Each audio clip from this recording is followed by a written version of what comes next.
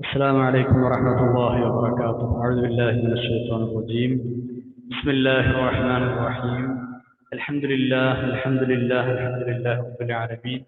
اللهم صل على سيدنا محمد وعلى آل سيدنا مولانا محمد. رب اشرح لي صدري ويسر لي أمري واحلل عقدة من لساني يفقهوا قولي. أعوذ بكلمات الله التامة من كل شيطان وهامة ومن كل عين لامة ولا حول ولا قوة إلا بالله العلي العظيم. ബഹുമാനരായ മുഅ്മിനീങ്ങളെ മുഅ്മിനാത്തുകളെ, പരിശുദ്ധ ഖുർആനിലെ 179 പേജാണ് ഇന്ന് റൈഹാൻ ഖുർആൻ ക്ലാസ്സിൽ നമുക്ക് പഠിക്കാനുള്ളത്. അല്ലാഹു തആല ഇത് സ്വാലിഹായ അമലായി സ്വീകരിക്കട്ടെ.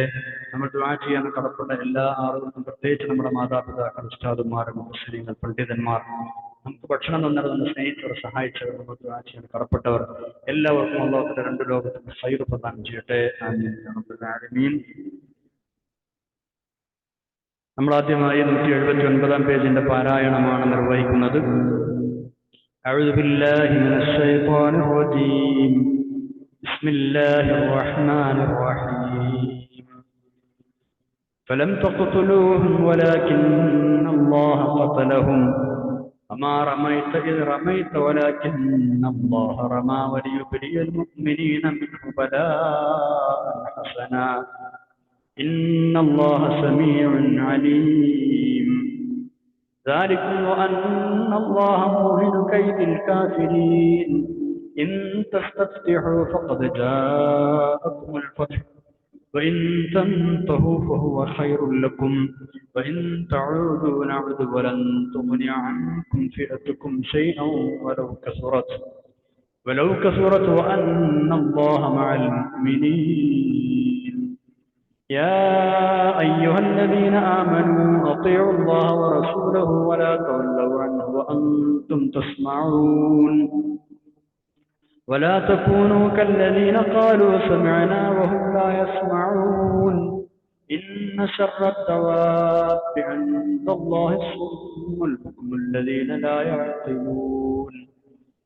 ولو علم الله فيهم خيرا لأسمعهم ولو أسمعهم لتولوا وهم معرضون. يا أيها الذين آمنوا استجيبوا لله وللرسول إذا دعاكم لما يحييكم واعلموا أن الله يحول بين المرء وقلبه وأنه إليه تحشرون. واتقوا فتنة لا تصيبن الذين ظلموا منكم خاصة واعلموا أن الله شديد العقاب. صدق الله العلي العظيم. പരിശുദ്ധ ഖുർആനിലെ 8-ാം അധ്യായം സൂറത്തുൽ അൻഫാലിൽ 17 മുതൽ 25 വരെയുള്ള 9 ആയത്തുകളാണ് നമ്മൾ ഓതിവെച്ചത്. അതായത് പരിശുദ്ധ ഖുർആനിലെ 9-ാമത്തെ ജുസിൽ 179-ാമത്തെ പേജ്. ബദർ യുദ്ധവും അനുബന്ധമായ സംഭവങ്ങളുമാണല്ലോ നമ്മൾ പറഞ്ഞുകൊണ്ടിരിക്കുന്നത്. എണ്ണത്തിനും വണ്ണത്തിനുമൊക്കെ ഇരട്ടി വരുന്ന ശത്രു സൈന്യത്തെ ദയനീയമായി പരാജയപ്പെടുത്താൻ മുസ്ലിങ്ങൾക്ക് കഴിഞ്ഞത് അള്ളാഹുവിന്റെ സഹായം ഒന്നുകൊണ്ട് മാത്രമാണ് എന്ന് നമ്മൾ പറഞ്ഞിരുന്നു മുമ്പ്. ശത്രുക്കൾ മുസ്ലിമീങ്ങളുടെ 3 ഇരട്ടി ഉണ്ടായിരുന്നു. എന്നിട്ടും ശത്രുപക്ഷത്തെ പ്രമുഖരായ നേതാക്കളടക്കം 70 പേരെ കൊലപ്പെടുത്തുകയുണ്ടായി. അത്രയും പേരെ തടവിലാക്കുകയും ചെയ്തു. ശത്രുക്കൾ തോറ്റോടി. അവരുടെ യുദ്ധസാമഗ്രികൾ പലതും മുസ്ലിമീങ്ങൾ പിടിച്ചെടുത്തു. ഈ ഒരു പശ്ചാത്തലത്തിൽ സത്യവിശ്വാസികളെ അഭിമുഖീകരിച്ചുകൊണ്ട് അല്ലാഹു തആല പറയുന്നത് എന്താണെന്നറിയോ? സത്യവിശ്വാസികളെ, യഥാർത്ഥത്തിൽ നിങ്ങളല്ല അവരെ വകവരുത്തിയത്, അള്ളാഹുവാണ് അത് ചെയ്തത്. അത് നിങ്ങളുടെ കൈകൾ കൊണ്ടാണ് സംഭവിച്ചത്, ശരി. പക്ഷേ അതിന് നിങ്ങളെ സഹായിച്ചതും അതിന് നിങ്ങൾക്ക് സൗകര്യമൊരുക്കി തന്നതും സാധിപ്പിച്ചു തന്നതും അള്ളാഹുവാണ്. നിങ്ങൾ മുഖേന അവൻ അത് നടപ്പിൽ വരുത്തി എന്നേ ഉള്ളൂ. അതേപോലെ തന്നെ ബദർ യുദ്ധത്തിന്റെ സമയത്ത് മറ്റൊരു മഹാത്ഭുതം നടന്നിരുന്നു. ഒരിഞ്ഞ പോരാട്ടം നടക്കുന്ന സമയത്ത് റസൂലുള്ളാഹി സ്വല്ലല്ലാഹു അലൈഹി വസല്ലം തങ്ങൾ ഒരു പിടി മണ്ണെടുത്തിട്ട് ശത്രുക്കൾ മുഖത്തേക്ക് എറിഞ്ഞു. അത്ഭുതം എന്ന് പറയട്ടെ, ആ മണ്ണൽ തരികളെല്ലാം, ആ മണ്ണിന്റെ തരികളൊക്കെ എല്ലാ ശത്രുക്കളുടെയും കണ്ണിൽ ചെന്ന് പതിച്ചു. 1000-ഓളം ശത്രുക്കളുണ്ട്. അവര് ആരും നിൽക്കുന്നതിന് നബി സല്ലല്ലാഹു അലൈഹി വസല്ലം തൊട്ടടുത്തൊന്നുമല്ല, പലരും പല ദിക്കുകളിലാണ്, പരന്നു നിൽക്കുകയാണ്. എന്നിട്ടും ഒരു പിടിമണ്ണ് അവരുടെ എല്ലാവരുടെയും കണ്ണുകളിലേക്ക് എത്തി എറിഞ്ഞപ്പോ അള്ളാഹു തആല പറയുന്നത് എന്താ? ആ താങ്കൾ എറിഞ്ഞ സമയത്ത് അത് അവരുടെ കണ്ണുകളിലേക്ക് എത്തിച്ചത് അള്ളാഹുവാണ്, താങ്കളല്ല, അത് അള്ളാഹുവാണ്. നബി സല്ലല്ലാഹു അലൈഹി വസല്ലം എറിഞ്ഞു, തങ്ങൾ മുഖേന ആ മുഅ്ജിസത്ത്, ആ അത്ഭുത കാര്യം നടപ്പിലാക്കി എന്നത് ശരിയാണ്, അള്ളാഹുവാണ് അത് ചെയ്തത്. നബി സല്ലല്ലാഹു അലൈഹി വസല്ലം വലിയൊരു മുഅ്ജിസത്തായിരുന്നു ഇത്. സത്യവിശ്വാസികൾക്ക് വലിയ അനുഗ്രഹമായി. അവർ കണ്ണിൽ ഈ പൊടി പാറി മണ്ണ് പാറിയിട്ടത് തുടക്കുന്നതിനിടയിൽ അവരെ കൊല്ലാനും പിടിച്ചു കെട്ടാനും വളരെ പെട്ടെന്ന് സാധിച്ചു. ഇങ്ങനെയൊക്കെ അല്ലാഹു തആല ചെയ്യുന്നത് പല ലക്ഷ്യങ്ങളും മുന്നിൽ വെച്ചുകൊണ്ടാണ്. മാത്രമല്ല, സത്യവിശ്വാസികൾക്ക് വലിയ അനുഗ്രഹങ്ങൾ ലഭിക്കാൻ വേണ്ടി ചില പരീക്ഷണങ്ങൾ നൽകി അവരെ പരിശീലിപ്പിക്കാനും കൂടിയാണ് ഇങ്ങനെയൊക്കെ ചെയ്യുന്നത്. എല്ലാവരുടെയും ആഗ്രഹവും ആവശ്യവും ശരിക്കും കണ്ടും കേട്ടും അറിയുന്നവരാണല്ലോ അല്ലാഹു തആല. അതാണ് 17-ാമത്തെ ആയത്തിൽ പറയുന്നത്. ആയത്ത് നോക്കാം. ബിസ്മില്ലാഹിർ റഹ്മാനിർ റഹീം. ഫലം തഖ്തുലൂഹും വലാകിന്നല്ലാഹ ഖതലഹും വമാ റമൈത ഇദ് റമൈത വലാകിന്നല്ലാഹ റമാ വലിയുബ്ലിയൽ മുഅ്മിനീന മിൻഹു ബലാഅൻ ഹസനാ ഇന്നല്ലാഹ സമീഉൻ അലീം. വിശ്വാസികളെ അഭിസംബോധന പറയാൻ, മുഅ്മിനീങ്ങളെ, നിങ്ങൾ ഫലം തഖ്തുലൂഹും, നിങ്ങളല്ല ശത്രുക്കളെ വധിച്ചത്. സത്യത്തിൽ നിങ്ങളല്ല അവരെ വധിച്ചത്. വലാകിന്നല്ലാഹ, പക്ഷേ അല്ലാഹുവാണ് ഖതലഹും, അവരെ കൊന്നുകളഞ്ഞത്, അവരെ കൊലപ്പെടുത്തിയത് അല്ലാഹുവാണ്. നേരത്തെ പറഞ്ഞു സാഹചര്യങ്ങൾ കുരുക്കി കൊടുത്തത് അല്ലാഹു. നിങ്ങളുടെ കയ്യാലെ അത് സംഭവിച്ചതേ ഉള്ളൂ. അതേപോലെ തന്നെ വമാ റമൈത, നബിയെ താങ്കളല്ല എറിഞ്ഞത്. ഇത് റമൈത, അങ്ങ് എറിഞ്ഞ സമയത്ത് യഥാർത്ഥത്തിൽ താങ്കളല്ല എറിഞ്ഞത്. പിന്നാരാ? വലാകിന്നല്ലാഹ റമാ, അല്ലാഹുവാണ് എറിഞ്ഞത്. ആ ഏറ് കൊള്ളിച്ചത് അല്ലാഹുവാണ് എന്നർത്ഥം. മണ്ണെടുത്തിട്ട് വാരി എറിഞ്ഞു. ആ ഏറ് എല്ലാവരെയും കണ്ണുകളിൽ കൊള്ളിച്ചത് അല്ലാഹുവാണ്. അതാണ് വമാ റമൈത, അങ്ങ് അല്ല യഥാർത്ഥത്തിൽ എറിഞ്ഞത്. റമൈത, അങ്ങ് എറിഞ്ഞ സമയത്ത് അങ്ങല്ല യഥാർത്ഥത്തിൽ എറിഞ്ഞത്. വലാകിന്നല്ലാഹ റമാ, റമാ എന്ന് പറഞ്ഞ എറിയുക. വലിയുബ്ലിയൽ മുഅ്മിനീന മിൻഹു ബലാഅൻ ഹസനാ, തന്റെ പക്കൽ നിന്നുള്ള ഒരു നല്ല പരീക്ഷണം വഴി അള്ളാഹു സത്യവിശ്വാസികളെ പരീക്ഷിക്കുന്നതിന് വേണ്ടിയായിരുന്നു ഇങ്ങനെയൊക്കെ അള്ളാഹു ചെയ്തത്. വലിയുബ്ലിയൽ മുഅ്മിനീന, മുഅ്മിനീങ്ങളെ പരീക്ഷിക്കാൻ വേണ്ടിയുമാണ് ഇങ്ങനെ ചെയ്തത്. മിൻഹു, ഈ കാര്യങ്ങൾ കൊണ്ടൊക്കെ. ബലാഅൻ ഹസനാ, വലിയുബ്ലിയൽ മുഅ്മിനീന, മുഅ്മിനീങ്ങളെ പരീക്ഷിക്കുന്നതിന് വേണ്ടി. മിൻഹു, അള്ളാഹുവിന്റെ പക്കൽ നിന്ന്. അങ്ങനെയാണ്, മിൻഹു, അള്ളാഹുവിന്റെ പക്കൽ നിന്ന് മുഅ്മിനീങ്ങളെ പരീക്ഷിക്കുന്നതിന് വേണ്ടിയും. എന്ത്? ബലാഅൻ ഹസന, നല്ലൊരു പരീക്ഷണം വഴി. അതാണ് അതിന്റെ ഒരർത്ഥം. മറ്റൊരർത്ഥം, ഇങ്ങനെയെല്ലാം അവൻ ചെയ്തത് നിഷേധികളെ പരാജയപ്പെടുത്താനും സത്യവിശ്വാസികൾക്ക് അവന്റെ പക്കൽ നിന്നുള്ള അനുഗ്രഹം നൽകാനുമായി ആണ്. ഇങ്ങനെ ശത്രുക്കളെ പരാജയപ്പെടുത്തിയത് അസത്യം പരാജയപ്പെടാനും പിന്നെ സത്യവിശ്വാസികൾക്ക് അവനിൽ നിന്നുള്ള നല്ല അനുഗ്രഹമായിട്ടുമാണ്. വലിയുബ്ലിയൽ മുഅ്മിനീന മിൻഹു ബലാഅൻ ഹസന എന്ന് പറഞ്ഞാൽ ഈ അർത്ഥപ്രകാരം അള്ളാഹുവിന്റെ ഭാഗത്ത് നിന്ന് മുഅ്മിനീങ്ങൾക്ക് നല്ലൊരു അനുഗ്രഹമായിട്ടാണ് അള്ളാഹു ഇങ്ങനെ ചെയ്തത്. നേരത്തെ പറഞ്ഞ അർത്ഥപ്രകാരം അള്ളാഹുവിന്റെ ഭാഗത്ത് നിന്ന് മുഅ്മിനീങ്ങൾക്ക് നല്ല പരീക്ഷണം വഴി മുഅ്മിനീങ്ങളെ പരീക്ഷിക്കുന്നതിന് വേണ്ടിയാണ് ഇങ്ങനെയൊക്കെ ചെയ്തത്. അവരെന്താവും, അവരുടെ നിലപാടെന്താവും, അവരെങ്ങനെയൊക്കെ പെരുമാറും, എല്ലാ സഹായങ്ങളും ചെയ്തു കൊടുത്താൽ അവരുടെ നിലപാടെന്തായിരിക്കും, വിശ്വാസത്തിൽ ഉറച്ചു നിൽക്കുകയില്ലേ, ഇങ്ങനെയൊക്കെ ഒരുപാട് കാര്യങ്ങൾ പരീക്ഷിച്ചറിയണം. അതിനൊക്കെയാണ് ഇങ്ങനെ ചെയ്തത്. അല്ലെങ്കിൽ അള്ളാഹുവിന്റെ ഭാഗത്ത് വലിയ അനുഗ്രഹമായിട്ടാണ് ചെയ്തത്. രണ്ടർത്ഥവും പറയപ്പെട്ടിട്ടുണ്ട്. ബദർ യുദ്ധം നടക്കുമ്പോ ഈ മണ്ണ് വാരി എറിഞ്ഞ, ശത്രുക്കളുടെ നേരെ മണ്ണ് വാരി എറിഞ്ഞ സംഭവം എല്ലാ ചരിത്രകാരന്മാരും ഉദ്ധരിച്ചിട്ടുണ്ട്. നാം ഇബ്നു അബ്ബാസ് റഹ്മത്തുള്ളാഹി അലൈഹിമ റളിയല്ലാഹു തആല ഉദ്ധരിച്ചിട്ടുണ്ട്. അതായത് ബദറിന്റെ ദിവസം നബി സല്ലല്ലാഹു അലൈഹി വസല്ലം തങ്ങൾ ഒരുപാട് സമയം ഖിബലക്ക് തിരിഞ്ഞ് ആകാശത്തേക്ക് കൈയുയർത്തി ദുആ ചെയ്യുന്നത് നമ്മൾ കഴിഞ്ഞ ക്ലാസ്സിൽ പറഞ്ഞിരുന്നല്ലോ. ആ ദുആയിലാണ് തട്ടം താഴെ വീണതും അബൂബക്കർ റളിയല്ലാഹു അൻഹു ആ തട്ടം എടുത്തു കൊടുത്തു നമ്മൾ പറഞ്ഞിരുന്നു. അപ്പോ അവിടുന്ന് ആ ദുആ ചെയ്ത്, പഠിച്ചവനെ, ഈ ഒരു സംഘത്തെ നീ നശിപ്പിക്കുന്ന പക്ഷം ഭൂമിയിൽ പിന്നെ നിനക്ക് ആരാധന ചെയ്യാൻ ആരുണ്ടാവുകയില്ല എന്ന് ദുആ ചെയ്ത സമയത്ത് ജിബ്രീൽ അലൈഹിസ്സലാം എന്ന് പറഞ്ഞത്രേ. അതായത് പിന്നെ അത് ഇതിനു മുമ്പ്, യുദ്ധം തുടങ്ങുന്നതിന് മുമ്പ് ചെയ്ത ദുആയാണ്. യുദ്ധത്തിനിടയിലും നബി സല്ലല്ലാഹു അലൈഹി വസല്ലം തങ്ങൾ അള്ളാഹുവിനോട് ദുആ ചെയ്തുകൊണ്ടിരുന്നിട്ടുണ്ട്. അപ്പോ ജിബ്രീൽ അലൈഹിസ്സലാം എന്ന് പറഞ്ഞത്രേ, നബിയെ സല്ലല്ലാഹു അലൈഹി വസല്ലം, നിങ്ങൾ ഒരു പിടി മണ്ണെടുത്തിട്ട് അവരെ മുഖങ്ങളിലേക്ക് എറിഞ്ഞോളൂ. അങ്ങനെ നബി സല്ലല്ലാഹു അലൈഹി വസല്ലം തങ്ങൾ ഒരു പിടി മണ്ണെടുത്ത് എറിഞ്ഞു. ആ മണ്ണ് മുശ്രിക്കീങ്ങളുടെ ഒരാളുടെയും കണ്ണിലും മൂക്കിലും വായയിലും ചെന്ന് പതിക്കാതിരുന്നിട്ടില്ല. എല്ലാവരുടെ കണ്ണിലും മൂക്കിലും വായയിലും എത്തിയിരുന്നു. രണ്ടു നടക്കാവാൻ നേരത്തെ ജിബ്രീൽ അലൈഹിസ്സലാം നേരത്തെ ദുആ ചെയ്തപ്പോൾ ജിബ്രീൽ അലൈഹിസ്സലാം ഇങ്ങനെ പറഞ്ഞു കൊടുത്തിരുന്നു, നിങ്ങൾ അങ്ങനെ ചെയ്തേക്കണം. അതിന്റെ അടിസ്ഥാനത്തിലാണ് യുദ്ധം നടന്നുകൊണ്ടിരിക്കുമ്പോൾ റസൂലുള്ളാഹി സ്വല്ലല്ലാഹു അലൈഹി വസല്ലം തങ്ങൾ അങ്ങനെ ചെയ്തു. ഈ സംഭവമാണ് ഈ ആയത്തിന്റെ ഉദ്ദേശം എന്നാണ് പ്രബലരായ മുഫസ്സിറുകളൊക്കെ പറഞ്ഞിട്ടുള്ളത്. ഹുനൈൻ യുദ്ധത്തിലും ഇങ്ങനൊരു സംഭവം ഉണ്ടായിട്ടുണ്ട്. അതിനെക്കുറിച്ചാണ് ഈ പറഞ്ഞത് എന്ന് ചില മുഫസ്സിറുകൾ അഭിപ്രായപ്പെട്ടിട്ടുണ്ടെങ്കിലും ഇവിടെ വിഷയം ബദറാണല്ലോ, അതുകൊണ്ട് ബദറിലാണ് ഇത് സംഭവിച്ചത്. ആ ചെറിയ വിഭാഗം മുഫസ്സിറുകൾ പറഞ്ഞ അഭിപ്രായം ശരിയല്ല എന്ന് ഇബ്നു കസീർ റഹ്മത്തുള്ളാഹി അലൈഹി പോലെയുള്ള മഹാന്മാർ വ്യക്തമാക്കിയിട്ടുമുണ്ട്. ഇവിടെ ചില തൽപര കക്ഷികൾ വേറൊരു വ്യാഖ്യാനം കൊടുക്കാറുണ്ട്. എന്താണ്? അമാ റമയത്ത ഇത് റമയത്ത വലാകിന്നല്ലാഹ റമ. നബിയെ സ്വല്ലല്ലാഹു അലൈഹി വസല്ലം, അങ്ങ് അമ്പെയ്തപ്പോൾ അങ്ങല്ല, അള്ളാഹുവാണ് യഥാർത്ഥത്തിൽ അമ്പെയ്തത്.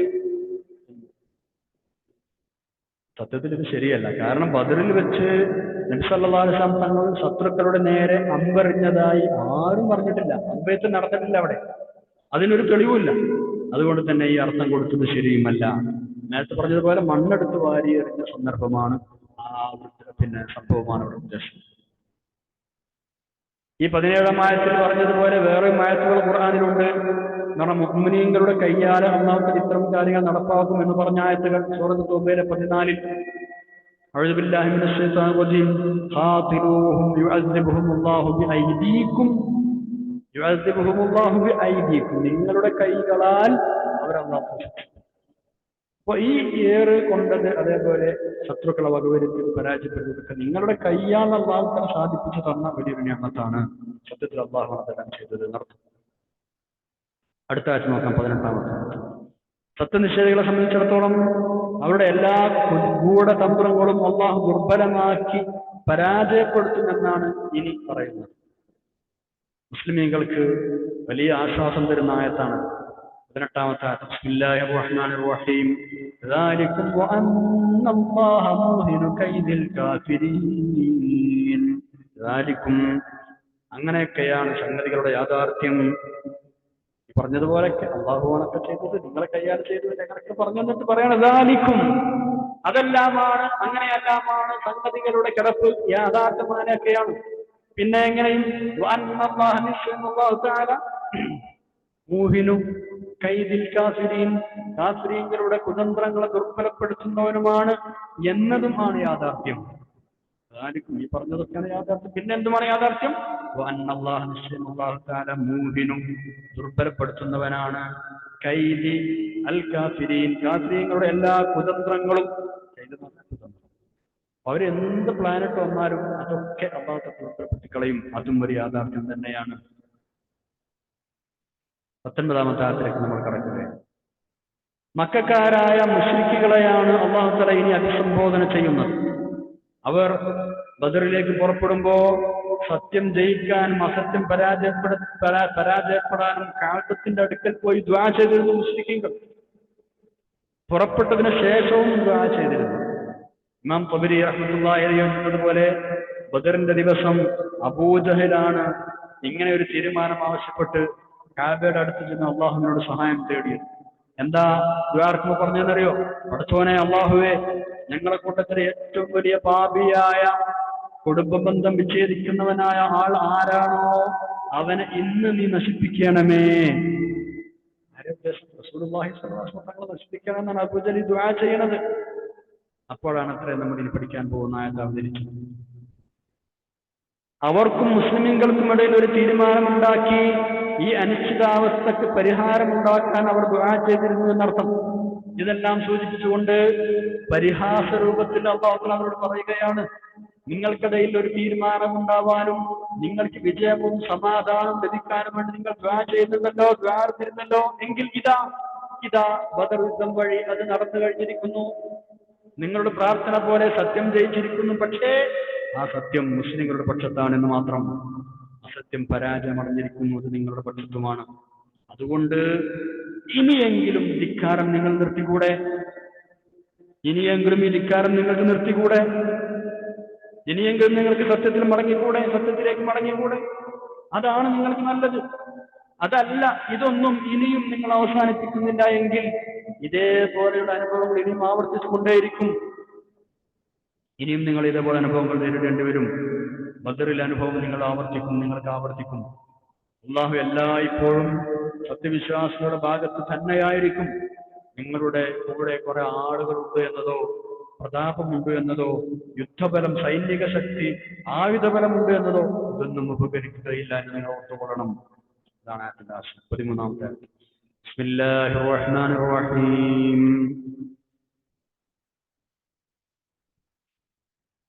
إن تستفتحوا فقد جاءكم الفتح وإن تنتهوا فهو خير لكم وإن تعودوا نعد ولن تغني عنكم فئتكم شيئا ولو كثرت وأن الله مع المؤمنين.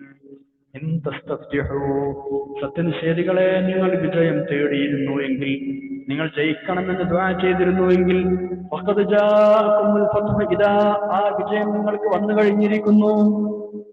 നിങ്ങൾ ജയിക്കണം, സത്യം ജയിക്കണം എന്ന് നിങ്ങൾ പറഞ്ഞിരുന്ന സത്യം ജയിച്ചു, പക്ഷെ മറുപക്ഷത്താണെന്ന് മാത്രം. അതുകൊണ്ട് നിങ്ങൾ അവസാനിപ്പിക്കുന്നുണ്ടോ? അവിടെ എന്ന് നിങ്ങൾ വിജയം തേടിയിരുന്നു എന്നൊരർത്ഥം പറയാം. അല്ലെങ്കിൽ നിങ്ങൾ തീരുമാനം തേടിയിരുന്നുവെങ്കിൽ ഇതാ ആ തീരുമാനം വന്നു കഴിഞ്ഞിരിക്കുന്നു.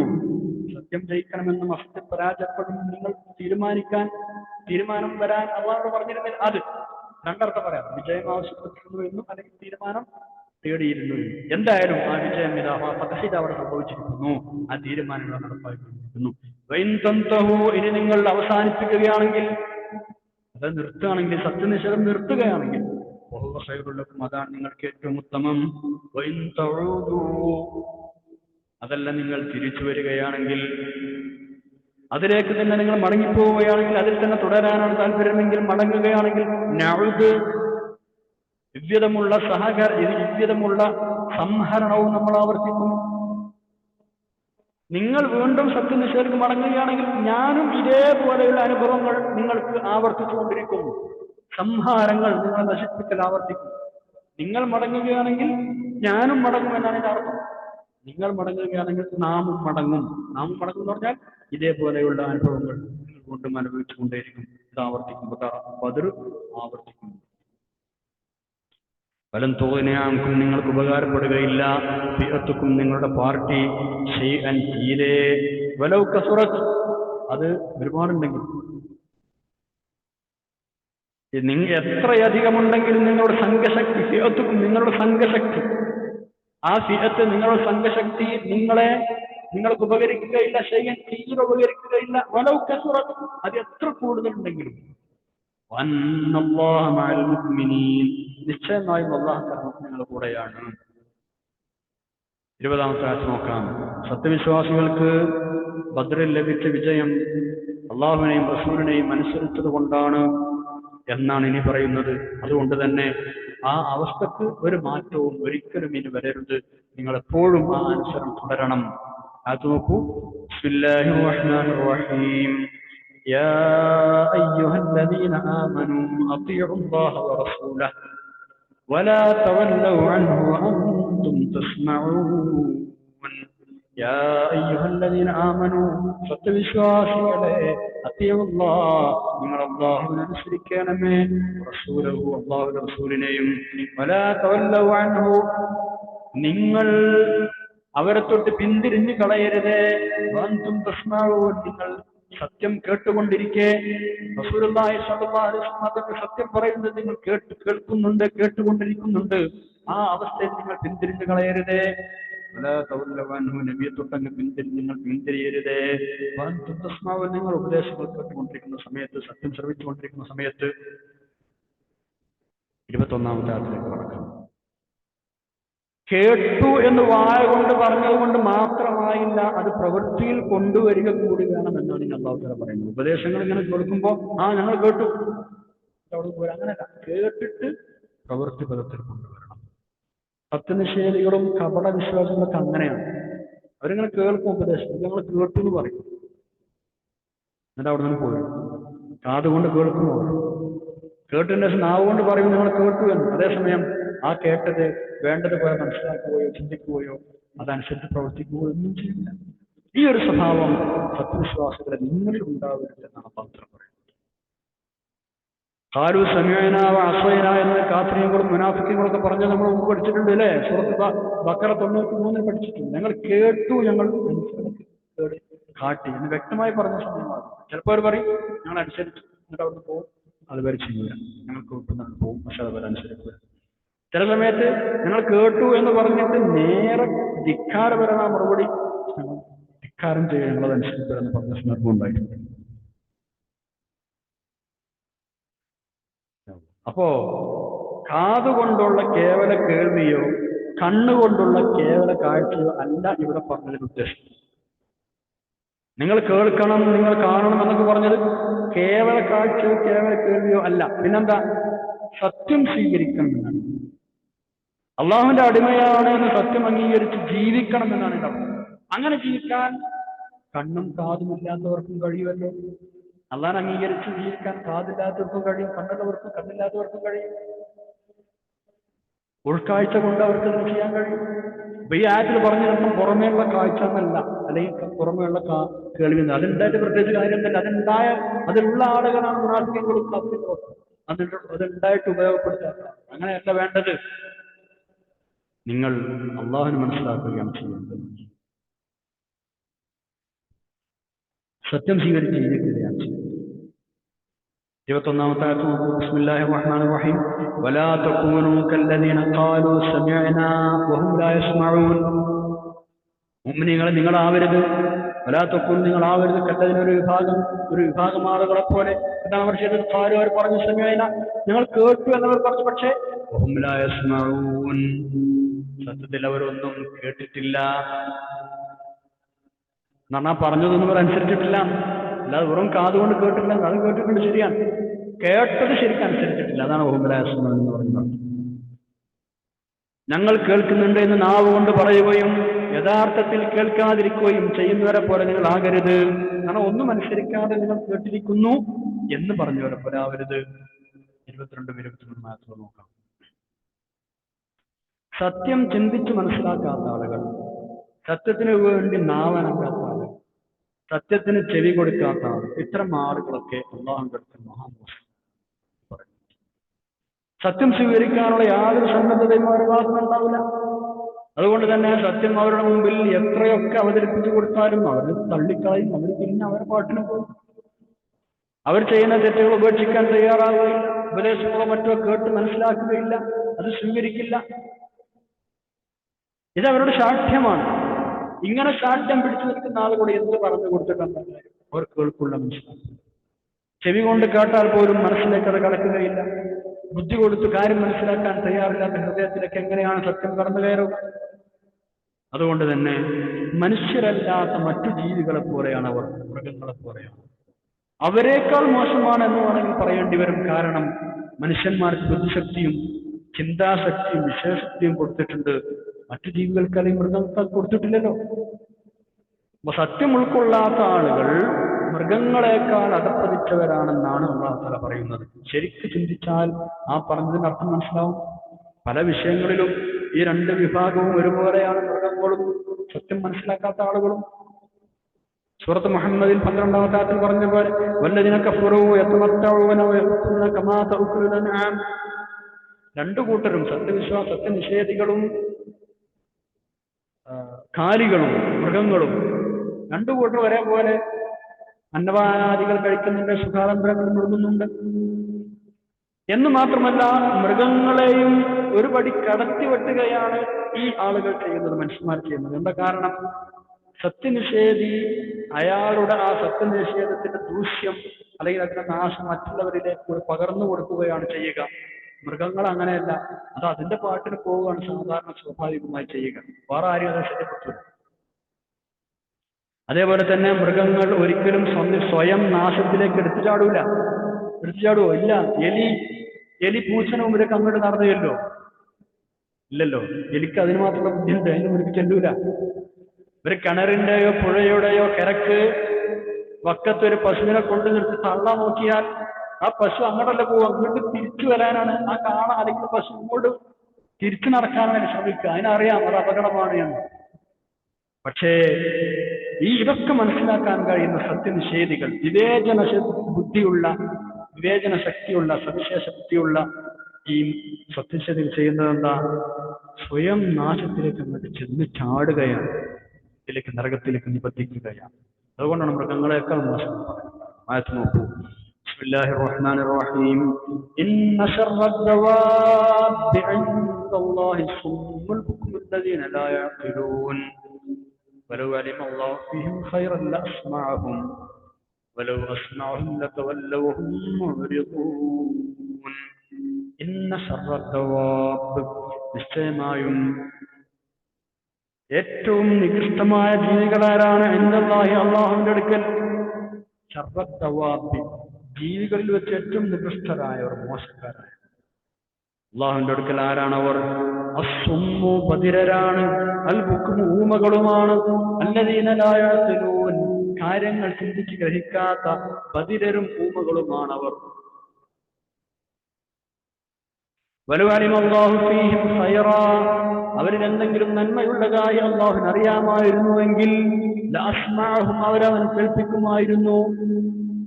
വലൗ അസ്മഅഹും, പക്ഷേ വലൗ അസ്മഅഹും, അല്ലാഹു അവരെ കേൾപ്പിച്ചിരുന്നുവെങ്കിൽ തന്നെ ലതവല്ലൗ, അവർ പിന്തിരിഞ്ഞു പോകുമായിരുന്നു.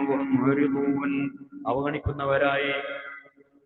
ഇപ്പൊ എന്തെങ്കിലും ഒരു ഖൈർ അവരിലുണ്ട് എന്ന് അള്ളാഹുവിന് അറിയാമായിരുന്നുവെങ്കിൽ അള്ളാഹു അവർക്ക് കേൾപ്പിച്ചു കൊടുക്കുമായിരുന്നു. പക്ഷേ അങ്ങനെ കേൾപ്പിച്ചു കൊടുത്താൽ തന്നെ അവർക്ക് കേൾക്കാൻ പോകുന്നില്ല എന്ന് അള്ളാഹുവിന് അറിയാം. അങ്ങനെ കേൾപ്പിച്ചു കൊടുത്താൽ അവർ പിന്തിരിഞ്ഞു പോകും. അവർ അവഗണിക്കുന്നവരായിട്ട് പിന്തിരിഞ്ഞു പോകും. ഇങ്ങനെയാണ് അവർ ചെയ്യുക എന്ന് അള്ളാഹുവിനെ അറിയുന്നത് കൊണ്ടാണ് അവരത് കേൾപ്പിക്കാത്തത് എന്നർത്ഥം. സത്യനിഷേധികളുടെ അധിക്ഷേപാർഹമായ നിലപാടിന്റെ രൂക്ഷമായ ചിത്രീകരണമാണ്. കാരണം ജന്തുജാലങ്ങളും നിഷേധികളും ഒക്കെ തിന്നുന്നുണ്ട്, കുടിക്കുന്നുണ്ട്, സത്യം പറയുകയോ ശ്രമിക്കുകയോ ചെയ്യില്ല. പക്ഷേ ജന്തുക്കൾക്ക് വിശേഷബുദ്ധിയില്ല, സത്യനിഷേധികൾക്ക് വിശേഷബുദ്ധി, നമ്മുടെ ശുദ്ധിയുണ്ട്. അതോടൊപ്പം അത് ദുർവിനിയോഗം ചെയ്യുകയാണ്. അതുകൊണ്ട് അവരാണ് ഏറ്റവും വലിയ മോശക്കാർ മൃഗങ്ങളെക്കാൾ. മൃഗങ്ങൾ ചെയ്യാത്തത് വിശ്വാസത്തിൽ ഇല്ലാത്തതുകൊണ്ടാണ്. ഒരു വിശ്വാസത്തിൽ ഉണ്ടായിട്ടും വേണ്ടാത്രങ്ങൾ ചെയ്യാൻ, തെറ്റുകളിലേക്ക് പോകണം. 23-ാമത്തെ ആഴ്ച നോക്കാം. സത്യവിശ്വാസികളായ ആളുകളെ അഭിസംബോധന ചെയ്ത് വളരെ പ്രധാനപ്പെട്ട ഗൗരവമുള്ള ചില കാര്യങ്ങളാണ് ഇനി പറയുന്നത്. നമ്മളെല്ലാവരും വളരെ പ്രത്യേകം മനസ്സിലെത്തേണ്ട ചില കാര്യങ്ങൾ. 3 കാര്യങ്ങളാണ് പ്രധാനമായി ഉദ്ദേശിക്കുന്നത്. ഒന്ന്, മുഅ്മിനീങ്ങളെ, നിങ്ങൾക്ക് ആത്മീയ ചൈതന്യം നൽകുന്ന, നിങ്ങളെ ജീവിപ്പിക്കാൻ ഉതകുന്ന കാര്യത്തിലേക്ക് നിങ്ങളുടെ റസൂൽ ക്ഷണിക്കുമ്പോൾ സല്ലല്ലാഹു അലൈഹി വസല്ലം ആ കാര്യം അനുഷ്ഠിച്ചുകൊണ്ട് നിങ്ങൾ അള്ളാഹുവിനെയും റസൂലിനെയും ക്ഷണം സ്വീകരിക്കണം, അവരനുസരിക്കണം. അള്ളാഹുവിന്റെ നിർദ്ദേശപ്രകാരമാണല്ലോ റസൂലുള്ളാഹി സ്വല്ലല്ലാഹു അലൈഹി വസല്ലം തങ്ങൾ ക്ഷണിക്കുന്നത്. അതുകൊണ്ട് തന്നെ ആ ക്ഷണം സ്വീകരിക്കുക എന്നത് അള്ളാഹുവിനും റസൂലിനും ഉത്തരം നൽകലായി മാറുന്നു. റസൂലുള്ളാഹി സ്വല്ലല്ലാഹു അലൈഹി വസല്ലം തങ്ങൾ അനുസരിച്ചാൽ അവൻ അള്ളാഹുവിനനുസരിച്ചതായി. കാരണം അള്ളാഹു പറഞ്ഞിട്ടാണ് നമ്മളോട് പറയുന്നത് സ്വല്ലല്ലാഹു അലൈഹി വസല്ലം. വിശ്വാസപരമോ അനുഷ്ഠാനപരമോ എന്ന വ്യത്യാസമില്ലാതെ മനുഷ്യന്റെ നന്മയ്ക്ക് വേണ്ടിയുള്ള ഏതു കാര്യത്തിലേക്കും റസൂലുള്ളാഹി സ്വല്ലല്ലാഹു അലൈഹി വസല്ലം തങ്ങൾ ക്ഷണിച്ചാൽ അത് സ്വീകരിക്കൽ വിശ്വാസിയുടെ കടമയാണ്. ഇത് നബി സല്ലല്ലാഹു അലൈഹി വസല്ലം തങ്ങളുടെ കാലത്തുള്ളവർക്കും പിന്നീടുള്ളവർക്കും ഒരുപോലെ ബാധകമാണെന്ന കാര്യത്തിൽ തർക്കമില്ല. എന്താ 2-ാമത്തെ ഉപദേശം? മനുഷ്യന്റെയും അവന്റെ ഹൃദയത്തിന്റെയും ഇടയിൽ അല്ലാഹു തആല മറയിടും. ചിലപ്പോ തടസ്സങ്ങൾക്ക് ഏർപ്പെടുത്താറുണ്ട്. ഇത് നിങ്ങൾ മനസ്സിലാക്കണം. ചിലപ്പോ ഖൽബ് ഇങ്ങനെ മാറി മറിയും എന്ന് ചുരുക്കം. അല്ലാഹു തആല മറയിടും എന്ന് പറഞ്ഞാൽ ഖൽബ് എപ്പോഴും മാറി മറിഞ്ഞുകൊണ്ടിരിക്കും. സത്യവിശ്വാസികൾ എപ്പോഴും ജാഗരൂകരാകേണ്ട ഒരു വിഷയമാണ് ഈ പറഞ്ഞത്. മനുഷ്യന്റെ മനസ്സിന് സ്ഥിരതയില്ല, അത് മാറിക്കൊണ്ടിരിക്കും. മാറ്റങ്ങൾക്കും ആശയക്കുഴപ്പങ്ങൾക്കും അത് വിധേയമായിക്കൊണ്ടിരിക്കും. ചിലപ്പോൾ അത് പെട്ടെന്ന് വിധേയമാവും, ചിലപ്പോൾ സാവധാനത്തിലാകും.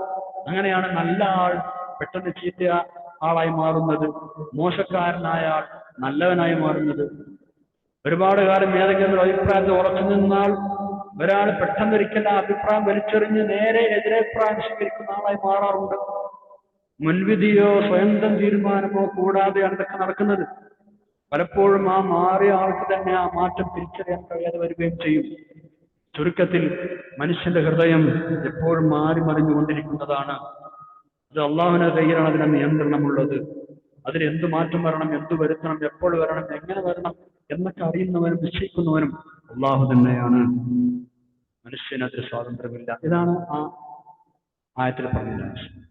അള്ളാഹു മനുഷ്യന്റെ ഹൃദയങ്ങൾക്ക് മറയിടുമെന്ന് പറഞ്ഞതിന്റെ ആശയമാണ്. ഇനി മൂന്നാമത്തെ ഉപദേശം, നിങ്ങളെല്ലാവരും അള്ളാഹുവിന്റെ അടുത്തേക്ക് സമ്മേളിപ്പിക്കപ്പെടും എന്ന് നിങ്ങൾ മനസ്സിലാക്കിയിരിക്കണം, അറിഞ്ഞിരിക്കണം. നിങ്ങളെല്ലാവരും അള്ളാഹുവിന്റെ അടുത്തേക്ക് വരേണ്ട ആളുകളാണ്. ഈ ബോധം എപ്പോഴും ഉണ്ടാവണമെന്ന്, അള്ളാഹുവിന് മുമ്പിൽ ഹാജരാക്കപ്പെടണം, അല്ലെങ്കിൽ അള്ളാഹു മുമ്പിൽ ഹാജരാക്കപ്പെടുമെന്നും അവന്റെ മുമ്പിൽ എല്ലാ കാര്യങ്ങൾക്കും മണിമണിയായി ഉത്തരം പറയേണ്ടി വരുമെന്നുമുള്ള ബോധമുണ്ടെങ്കിൽ ഒരു മനുഷ്യന്റെ അടിപൊളി നന്നാവൂലേ? അതേപോലെ ഒരാളുടെ നിലപാടുകൾ എത്ര ഉത്സാഹമായി കണ്ടാലും ഈ ഒരു ബോധം അയാൾക്കില്ലെങ്കിൽ അതുകൊണ്ട് എന്തൊരു കാര്യമുണ്ടോ? ആരുടത്തേക്ക് പോകണം എന്നൊരു ബോധം ഉണ്ടാകാൻ എന്തുണ്ടായിട്ടെന്താ കാര്യം? അള്ളാഹു നമ്മൾക്കാകട്ടെ. ആയത്ത് നോക്കാം. ബിസ്മില്ലാഹിർ റഹ്മാനിർ റഹീം. യാ അയ്യുഹല്ലദീന ആമനൂ ഇസ്തജീബൂ ലില്ലാഹി വലിർറസൂലി ഇദാ ദഅാകും ലിമാ യുഹ്യീകും വഅലമൂ അന്നല്ലാഹ യഹൂലു ബൈനൽ മർഇ വഖൽബിഹി വഅന്നഹു ഇലൈഹി തുഹ്ശറൂൻ. യാ അയ്യുഹല്ലദീന ആമനൂ, സത്യവിശ്വാസികളെ, ഇസ്തജീബൂ, നിങ്ങൾ ഉത്തരം നൽകണം, ലില്ലാഹി, അല്ലാഹുവിന്, റസൂലി, റസൂലി, അല്ലാഹുവിന്റെ റസൂലിന് നിങ്ങൾ ഉത്തരം നൽകണം. എപ്പോ?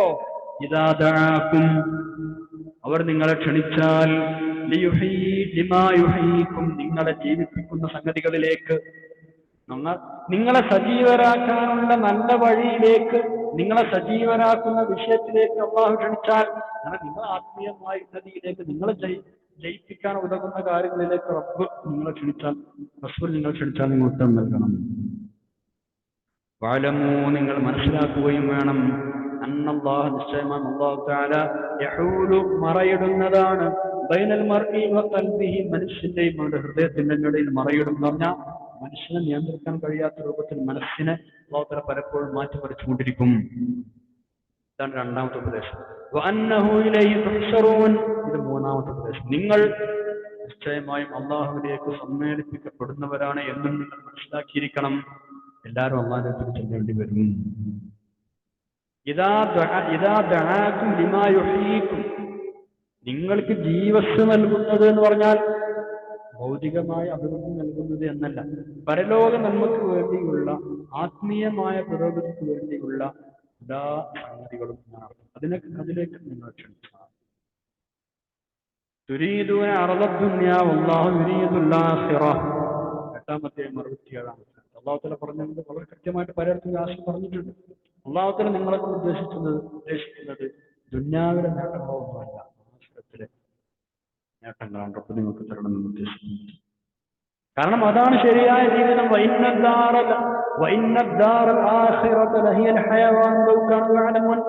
ശരിയായ ജീവിതം പരലോകത്തേതാണ് നിങ്ങൾ മനസ്സിലാക്കുന്നതെങ്കിൽ 29-ാം അധ്യായം 64-ാമത്തെ ആയത്തിൽ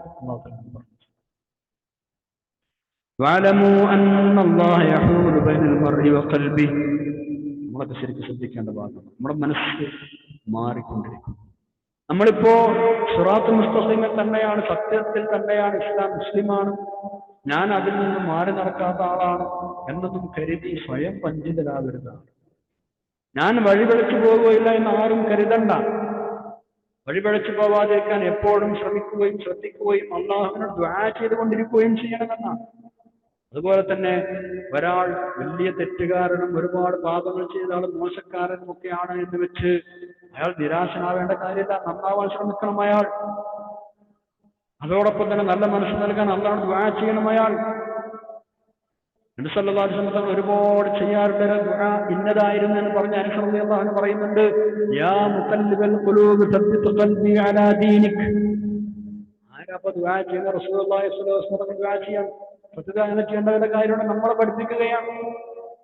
യാ മുഖല്ലിബൽ ഖുലൂബ്, ഹൃദയങ്ങളെ മാറ്റിമറിക്കുന്നവനെ, സബ്ബിത് ഖൽബി അലാ ദീനിക്, എന്റെ ഖൽബിനെ നിന്റെ ദീനിൽ അടിയുറപ്പിച്ച് നിർത്തണേ എന്ന് റസൂലുള്ളാഹി സ്വല്ലല്ലാഹു അലൈഹി വസല്ലം തങ്ങൾ പലപ്പോഴും ദുആ ചെയ്യാറുണ്ടായിരുന്നു അനസ് റളിയല്ലാഹു അൻഹു പറയുകയാണ്.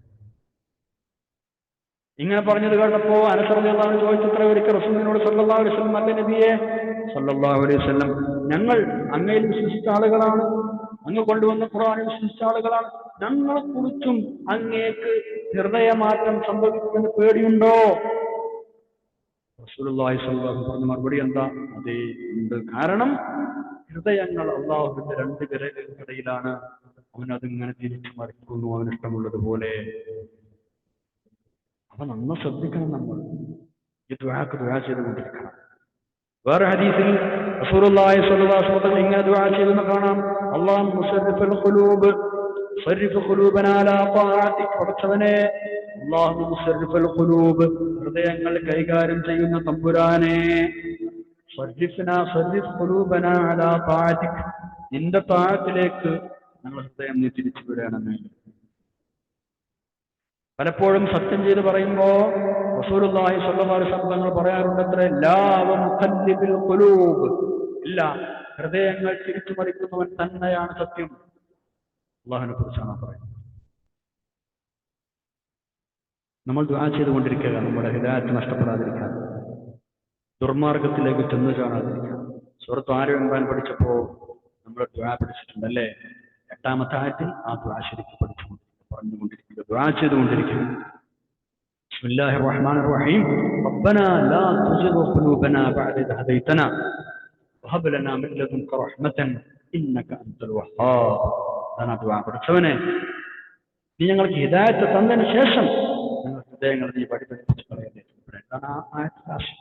അപ്പോ ഇത് നമ്മൾ എപ്പോഴും പതിവായി ചെയ്യും. വലിയ വിഷയമാണ്, പ്രത്യേകിച്ച് ഈ കാലത്തൊക്കെ.